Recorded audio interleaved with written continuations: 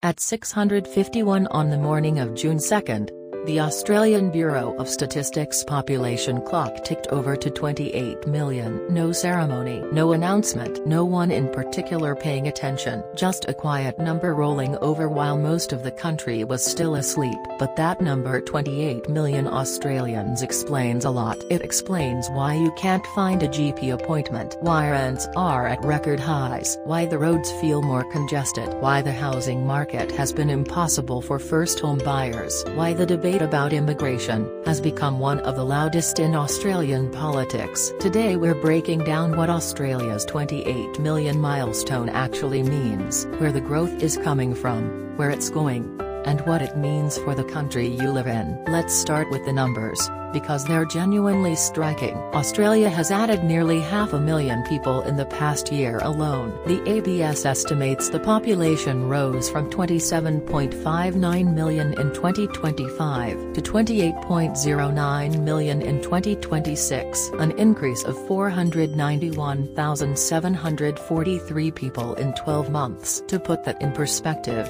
that's adding a city the size of Canberra to Australia's population every single year, and the pace is not slowing. The ABS population clock currently records a new resident arriving every 59 seconds, one birth every 2 minutes and 16 seconds, one death every 3 minutes and 33 seconds. Net result: the overall population grows by one person every minute and 15 seconds, around the clock, every day. At this rate, Australia is projected to reach 29 million by 2028 and 30 million by 2031. We went from 25 million to 28 million in about 5 years. The next 5 years will bring us to 30 million. The country is growing at a pace that its infrastructure, its housing, and its services are struggling to keep up with. So where is the growth coming from? The honest answer is almost entirely from migration. Natural increase: births minus deaths added about 114,600 people last year. Net overseas migration added 305,600. That means roughly 73% of Australia's population. Growth is driven by people arriving from overseas. The average Australian is now 39.72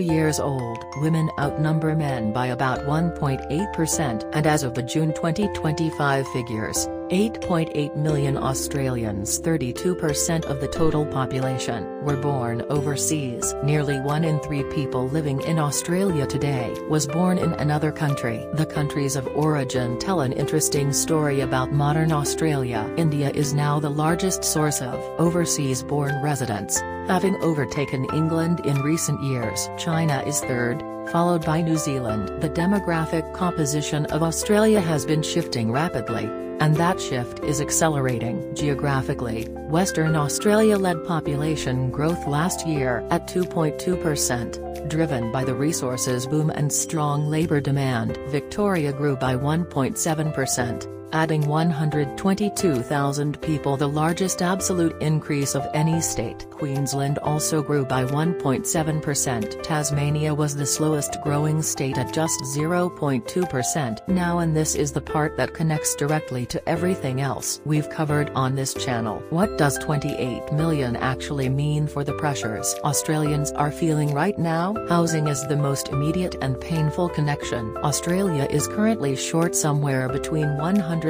and 200,000 homes, depending on whose estimate you use. Every year, nearly 500,000 new people need somewhere to live. The construction industry is building roughly 170,000 to 180,000 new dwellings annually. The maths doesn't work. Demand is consistently outrunning supply. That gap between population growth and housing construction is the single biggest driver of Australia's rental crisis and housing affordability problem. Vacancy rates are below 1.5% in every capital city. The average weekly rent across combined capitals is $665. Median house prices in Sydney are still around $1.5 million.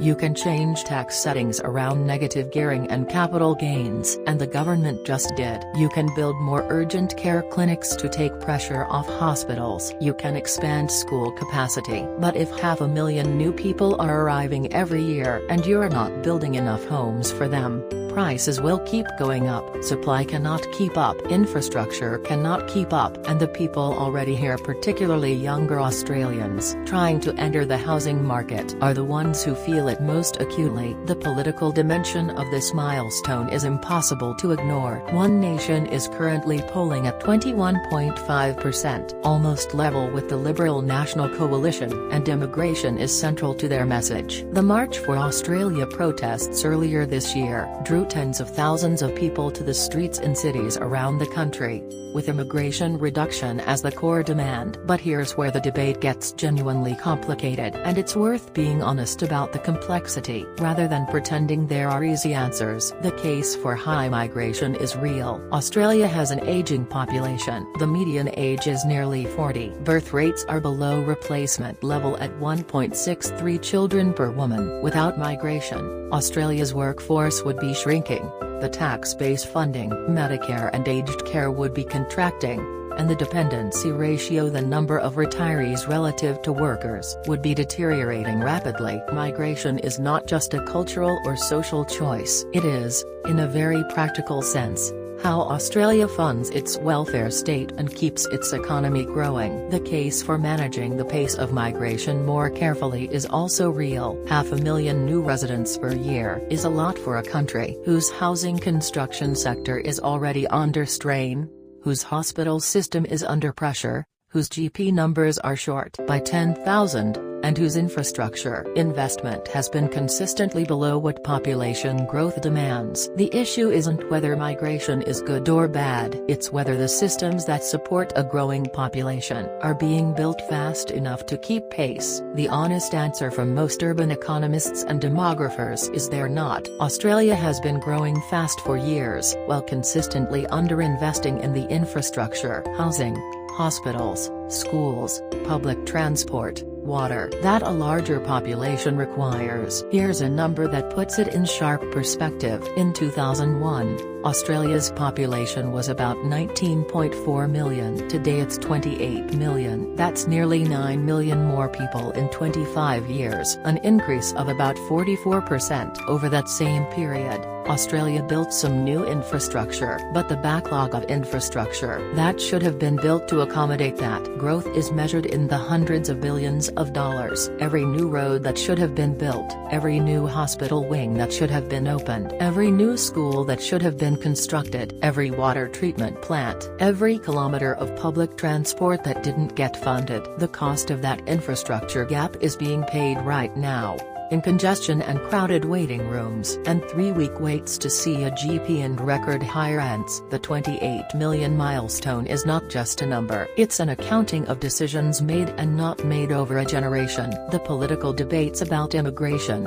housing, healthcare, and cost of living are all, ultimately, versions of the same argument. How many people can Australia sustainably support, and are we willing to invest what it actually takes to support them well? So what comes next? The 2026 census happens on the night of August 11, just a few months away. It will give us the most detailed snapshot of who Australia is right now: how old, where from, how housed, how employed, how educated. That data will shape policy and politics for years. The population projections say 30 million by 2031. That means another 2 million people in roughly 5 years. 2 million people who will need homes, GP appointments, school places, hospital beds, public transport, roads. Whether Australia chooses to manage that growth thoughtfully, with serious investment in housing supply, infrastructure, and services, or continues to welcome population growth while underbuilding the systems that support it,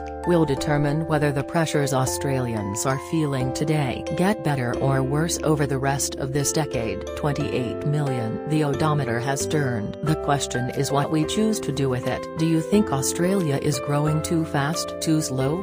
Do you think we're investing enough in the infrastructure to support the growth we have?